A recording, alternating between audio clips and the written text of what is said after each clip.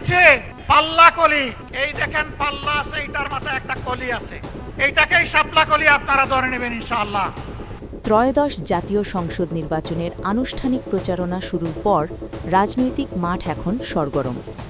একদিকে বিএনপির নেতৃত্বে সমমনা দলগুলোর জোট, অন্যদিকে জামায়াতে ইসলামীর নেতৃত্বে 10 দলীয় জোট। ইসলামী আন্দোলন বাংলাদেশ সরে যাওয়ার পর এই 10 দলীয় জোটের অভ্যন্তরীণ সমীকরণ এখন অনেক বেশি স্পষ্ট। জোটের কাঠামোতে 10টি দলের নাম থাকলেও আসন বণ্টন ও সাংগঠনিক শক্তির বিচারে জামায়াতে ইসলামের প্রভাবই এখানে মুখ্য। জোটের অন্যতম শরিক জাতীয় নাগরিক পার্টি বা এনসিপির অবস্থান এবং জোটের ভবিষ্যৎ নেতৃত্ব নিয়ে রাজনৈতিক মহলে চলছে নানা বিশ্লেষণ। জোটের চালিকা শক্তি ও জামায়াতের অবস্থান। জোট গঠনের শুরুতে ইসলামী আন্দোলন বাংলাদেশ সরে যাওয়াকে জামায়াতের জন্য রাজনৈতিকভাবে সুবিধাজনক মনে করছেন বিশ্লেষকরা। সমমনা বড় এই দলটি না থাকায় জোটের ভেতরে জামায়াতের প্রভাব বিস্তারে বড় কোনো বাধা নেই।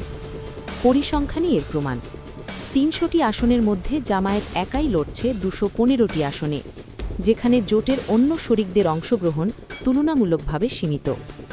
২/৩ আসনে প্রার্থী দিয়ে জামায়াত কার্যত জোটের মূল চালিকা শক্তি হিসেবে নিজেদের অবস্থান জানিয়ে দিয়েছে।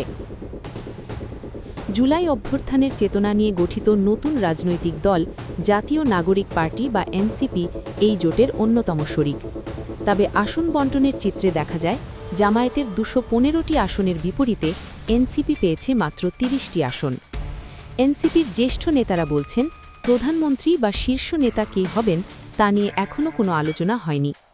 তবে বাস্তবতা হল, সাংগঠনিক ভিত্তি ও আসনের বিচারে জোটের রাজনীতিতে এনসিপির ভূমিকা জামায়াতের তুলনায় অনেকটাই সীমিত। নতুন দল হিসেবে তারা জোটের সিদ্ধান্তে কতটা প্রভাব ফেলতে পারবেন তা নিয়ে প্রশ্ন রয়েছে। নেতৃত্ব নিয়ে অস্পষ্টতা। বিএনপি যেখানে তারেক রহমানকে সামনে রেখে নির্বাচনী লড়াইয়ে নেমেছে, সেখানে 10 দলীয় জোটের প্রধানমন্ত্রী প্রার্থী কে হবেন তা নিয়ে এখনও কোনো আনুষ্ঠানিক ঘোষণা আসেনি।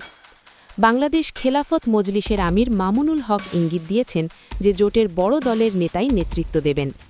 অন্যদিকে জামায়াতে ইসলামীর সেক্রেটারি জেনারেল মিয়া গোলাম পরোয়ার জানিয়েছেন, নির্বাচনের পর প্রাপ্ত আসনের ভিত্তিতে এ বিষয়ে সিদ্ধান্ত নেওয়া হবে।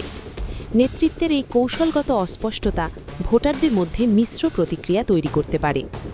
জোট ক্ষমতায় গেলে রাষ্ট্র পরিচালনার রূপরেখা কী হবে এবং কার নেতৃত্বে সরকার গঠিত হবে তা এখনও পরিষ্কার নয়।